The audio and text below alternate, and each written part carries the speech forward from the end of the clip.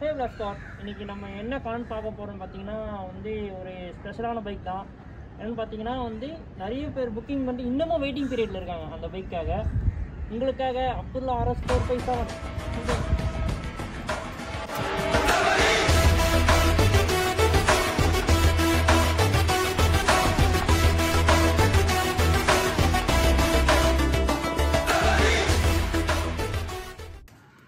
ஹே Scott, இப்போ நம்ம கையில் வந்து அப்துல்லா RS 457 இருக்குது.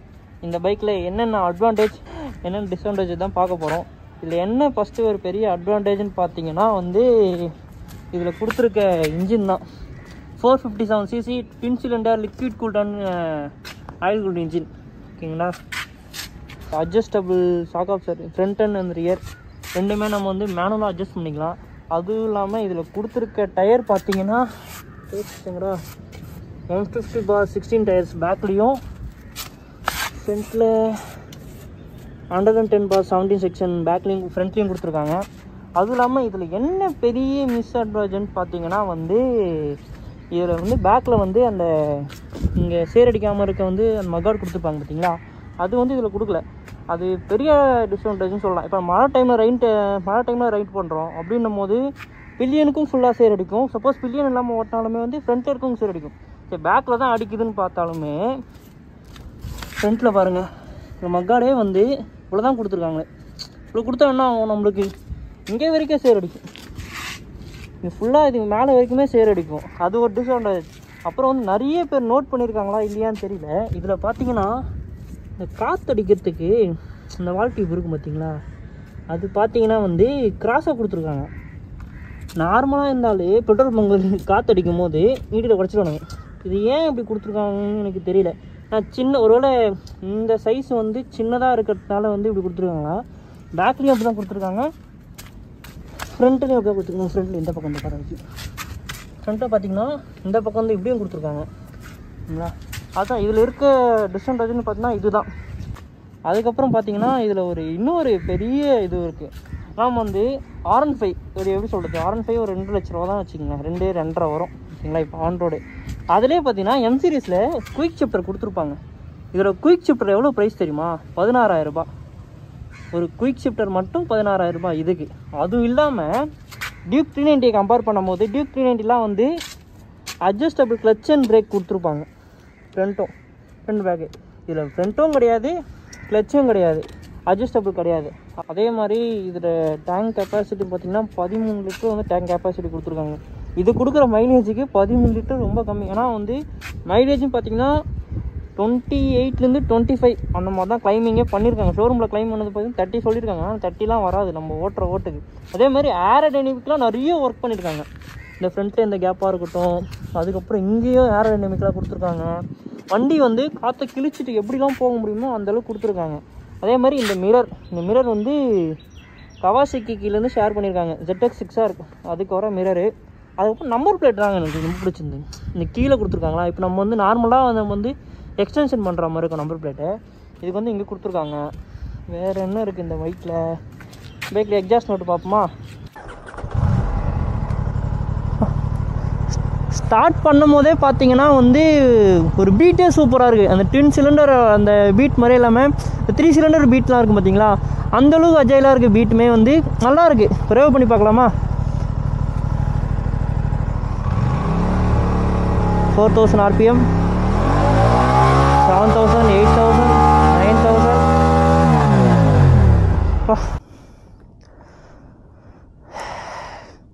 ஃபைனலி அப்துல்லா RS 457 நான் ஓட்ட போகிறேன். பார்ப்போம் எப்படி போகுதுன்ட்டு.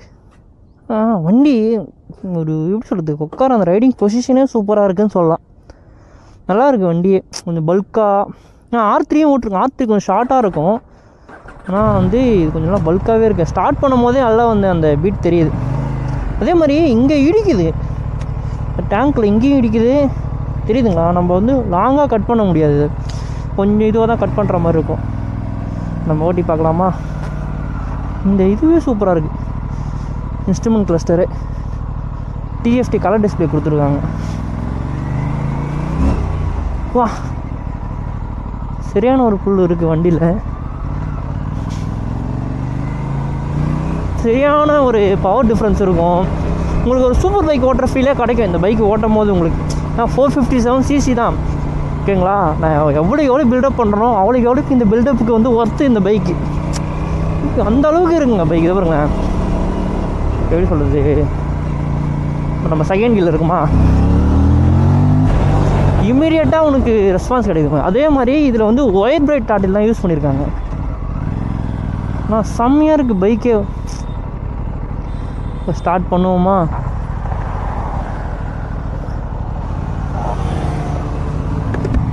நான் ஒயர் பிரேக் டாட்டில் யூஸ் பண்ணிக்கிறதுனால ரெஸ்பான்ஸ் வந்து செம்மையாக இருக்குது.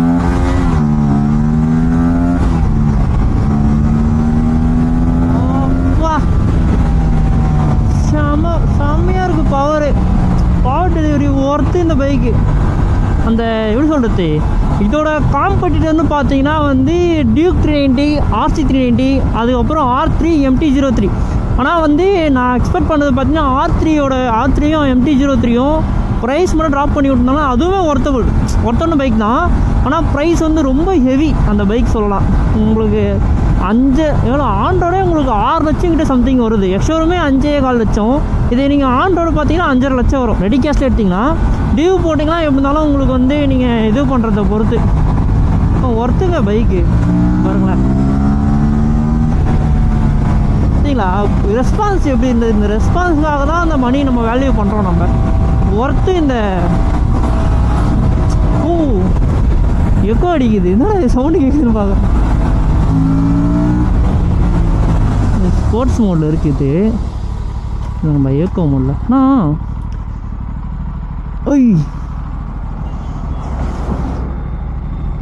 எக்கோ மோடில் போட்டு ஓட்டி பார்ப்போம். நான் பைக் வந்து புது வண்டி வேறு, நம்ம யார் பைக்காக இருந்தாலும் அப்படி தான் ஓட்டுறது. எக்கோ மோடுக்கே செம இதுவாக இருக்குது.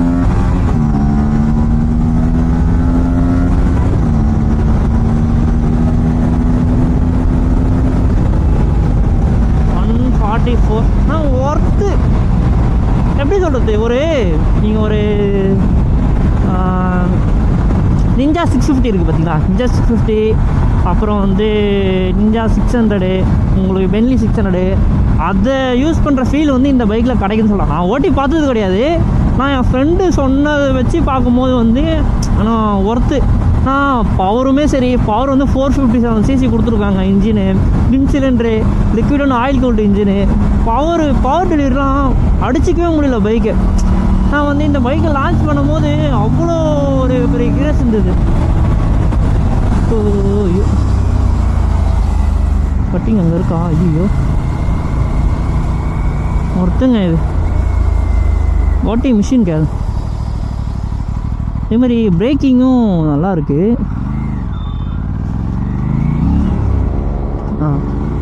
பைக்குக்கு ஏற்ற பிரேக்கிங் கொடுத்துருக்காங்க பாருங்களேன். ஸ்லோவாகிறேன் அப்படின்றா, எனக்கு ஒரு சல்யூட்ரா இந்த பைக்கை விட்டதுக்கு. அவ்வளோ ஒரு வேல்யூவான ப்ரைஸில் 5 லட்ச ரூபாய்க்கு உனக்கு வந்து எப்படி சொல்கிறது, ஒரு 390 எடுக்கிறோம். 390 வந்து 390 ஐயர் வேரியண்ட்டே வந்து ட்வின் சிலிண்டர் தான். ஆனால் வந்து அதுக்கேற்ற மாதிரி ப்ரைஸ் இருக்கும். ப்ரைஸுமே ஹைக்கு அது 390 கம்பேர் பண்ணும்போது. இது பார்த்திங்கன்னா உங்களுக்கு ஆண்ட்ராய்டே வந்து எவ்வளோ வருது, ஆண்ட்ராய்டு பார்த்திங்கன்னா 5.18 lakhs நினைக்கிறேன். நீங்கள் ஆண்ட்ராய்டு பார்த்திங்கன்னா 5.18 lakhs வந்துடும். அதை கம்பேர் பண்ணும்போது வந்து R3 கம்பேர் பண்ணும்போது இது ஒர்த்து, இது வேல்யூன்னு சொல்லலாம். ஸ்காட் ஓட்டி முடிச்சாச்சு பைக்கை. இந்த பைக்கு அவ்வளோ எப்படி சொல்கிறது, ஒரு பெரிய பைக்கு, ஒரு 600cc ஓட்டுற மாதிரி நம்மளுக்கு பவர் தெரியுது. 200+ பண்ணும் இந்த மிஷின் அசால்ட்டாக. இன்னும் வந்து பவர் ட்ரானிங்லாம் போட்டால் வந்து அப்படியே மினி சூப்பர் பைக் தான் அது. 455cc இருந்தாலும் அது கொடுத்துருக்க இந்த சேசியாக இருக்கட்டும், அலுமினியம் சுங்காமாக இருக்கட்டும், உங்களுக்கு வெயிட்லெஸ் எவ்வளோ ரெடியூஸ் பண்ண முடியுமோ அவ்வளோ உங்களுக்கு டியூல் சேஸில் கொடுத்தாங்க. சேஸே வந்து நம்ம வந்து நார்மல் பைக் இப்போ R15 எடுத்துங்க, சேஸ் வந்து சேஸ் வந்து மவுண்ட் பண்ணியிருப்பாங்க. இதில் பார்த்தீங்கன்னா வந்து சேஸே வந்து இன்ஜினில் தான் மவுண்ட் பண்ணியிருக்காங்க. அந்த ட்வின் சிலிண்டர் இன்ஜின் வந்து அவ்வளோ ஒரு இதுவாக இருக்குது உங்களுக்கு. அவ்வளோதான் சார். இந்த வீடியோ வந்து இதோ நான் கம்ப்ளீட் பண்ணுறேன். இந்த வண்டியில் வேறு எதனா தெரிஞ்சுக்கணும், இல்லை வேறு எதனா உங்களுக்கு வேணும், வேறு எதனா பண்ணணும் அப்படின்னு நினச்சிங்கன்னா கீழே கமெண்ட் செக்ஷனில் கமெண்ட்டை ஒன்று போட்டு போங்க. ஓகேங்களா? அடுத்த வாட்டி இந்த வண்டியை நான் வந்து ஃபுல்லாக செக் பண்ணுறதுக்கு ட்ரை பண்ணுறேன். ஓகேங்களா? இப்போ வந்து ஃப்ரெண்டு வந்து கிளம்புறாவோட வீட்டுக்கு இங்கே வெளியே போகணுன்ட்டு, அதனால் வந்து இந்த வீடியோ நான் இதோட க்ளோஸ் பண்ணுறேன். இந்த வண்டி பிடிச்சவங்க எல்லோரும் லைக் பண்ணுங்கள், ஷேர் பண்ணுங்கள், சப்ஸ்கிரைப் பண்ணுங்கள். மறக்காமல் கீழே ஒரு கமெண்ட்டை போட்டு போங்க. வேறு எதனா நான் வந்து மறந்துட்டேன், வேறு எதனா மிஸ் பண்ணிட்டேன் அப்படின்னு நினச்சிங்கன்னா, இது டிஸ்பிளே டிஎஃப்டி பற்றி பேச மறந்துட்டேன். இந்த டிஎஃப்டி எப்படி பார்க்கவே வந்து ஒரு சூப்பராக கலர்ஃபுல்லாக இருக்குன்னு சொல்லலாம். இதில் எங்கே இருக்கே மோடு, இந்த பைக்கோட இன்ஃபோ, பேட்ரி எவ்வளோ இருக்குது, டெம்பரேச்சரு, அதுக்கப்புறம் வந்து சர்வீஸ் இன்னும் எவ்வளோ கிலோமீட்டரில் விடணும் அது காட்டுது. அதுக்கப்புறம் பார்த்திங்கன்னா இது ஸ்டாண்டோட இண்டிகேட்டரும் காட்டுது. சூப்பரா. அப்புறம் வந்து நீங்கள் மொபைலில் ஆப் கனெக்டிவிட்டி பண்ணிட்டீங்கன்னா வந்து ஃபோன் அட்டன் பண்ணுறது, ஆஃப் பண்ணுறது, அதுக்கப்புறம் மியூசிக் கனெக்டிவிட்டி. அப்படியே மாதிரி இதில் ஒரு பக் இருக்குது இந்த மீட்டரில். என்னென்னா, ஃபோன் வந்துருச்சுன்னா உங்களுக்கு வந்து அந்த ஃபோன் நம்ம அட்டன் பண்ணி பேசி முடிச்சதுக்கப்புறமா அந்த ஃபோன் சிம்பிள் காட்டிகிட்டே இருக்குது. அது ஒரு பக் இருக்குது இந்த டிஸ்பிளேல. அதாவது அந்த ஃபோன் கனெக்ட் பண்ணலாம் சொன்னோம் பார்த்தீங்களா, அந்த ஃபோன் அட்டன் ஆன் பண்ணுறது, கான்டாக்ட் செக் பண்ணுறது, அது பண்ணுறதுலாம். வேறு எனக்கு இதுவெலாம் இருக்குமே. வந்து ஒரு 3 மோட் ஆஃப் கொடுத்துருக்காங்க. Sport, echo, rain. அதுக்கப்புறம் அதுக்கேற்ற மாதிரி உங்களுக்கு ட்ராக்ஷன் கண்ட்ரோலும் உங்களுக்கு ஏபிஎஸும் அதுக்கேற்ற மாதிரி ஸ்விட்ச் ஆகிக்கும். நம்ம ஆட்டோமேட்டிக் எதுவுமே நம்ம வந்து காமன் எப்படி சொல்கிறது, மேனுவலாக எதுவும் பண்ண வேணாம். இப்போ நம்ம இந்த ட்ராக் மோடு மாற்றமோ அதுக்கேற்ற மாதிரி ஏபிஎஸும் அந்த ட்ராக்ஷன் கண்ட்ரோல் அதுக்கேற்ற ஸ்விட்ச் ஆகிடும். அதுக்கப்புறம் பார்த்து எக்கோ மோடுக்கு ஏற்ற மாதிரி அதுக்கேற்ற மாதிரி ஸ்விட்ச் ஆகிடும். ரெயின் மோடுமே அதுக்கேற்ற மாதிரி அந்த எக்கோ அந்த ட்ராக்ஷன் கண்ட்ரோலு அதுவுமே கொடுத்துரும். இதில் நீ என்ன மைனஸாக பார்க்குற வண்டியில்? நம்ம டேர்ன் பண்ணும்போது அந்த கை அடிக்கும், அது ஒன்று தான், வேறு எதுவும் தெரியல இப்போ வரைக்குமே. ஓகே, எனக்குமே இடிச்சுது. இப்போ இங்கே டேர்ன் பண்ணும் போது ஏன்னா நம்ம ஒரு பெரிய பைக்கை ஓட்டுறோன்ற ஃபீல் இருக்குது. நம்ம மோஸ்ட்லி நம்ம இப்படி தானே பிடிப்போம், இப்படி பிடிக்க மாட்டோம். அதுதான் மோஸ்ட்லி வந்து இப்படி பிடிக்கிறோம்ல, அது பிடிக்கும் போது இடிக்கல. நம்ம ஃபுல்லாக இப்படி டேர்ன் பண்ணும் போது இந்த இடம் தட்டுப்படுது. நார்மலாக கை இந்த பிரச்சனை இல்லை, க்ளவ் போடும் போது இன்னும் பெருசாக இருக்கும்ல, அதனால வந்து அது இடிக்குது. மற்றபடி வேறு எதுவும் உனக்கு மைனஸாக தெரியல இந்த பைக்கில், அப்படி தானே? எல்லாரும் காமனாக சொல்கிறதா சேர் அடிக்கும் அதில். அது ஒரு மைனஸ் இருக்குது, கன்ஃபார்ம் இருக்குது.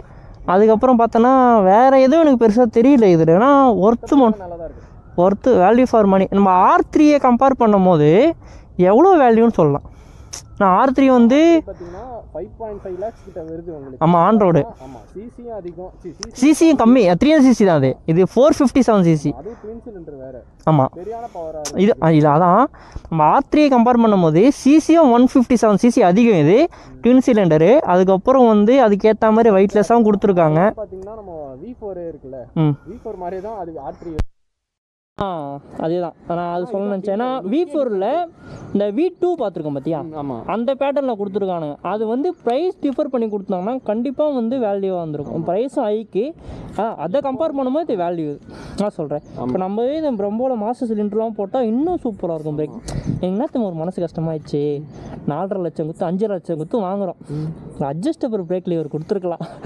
அதுக்கு நான் அது கூட வேணாம் ப்ரோ. எனக்கு குயிக் ஷிஃப்ட் கொடுத்தா, குயிக் ஷிஃப்ட் 16,000 16 18 20,700 அதிகமாயிச்சடா. இப்போ கம்மி பண்ணிட்டான்.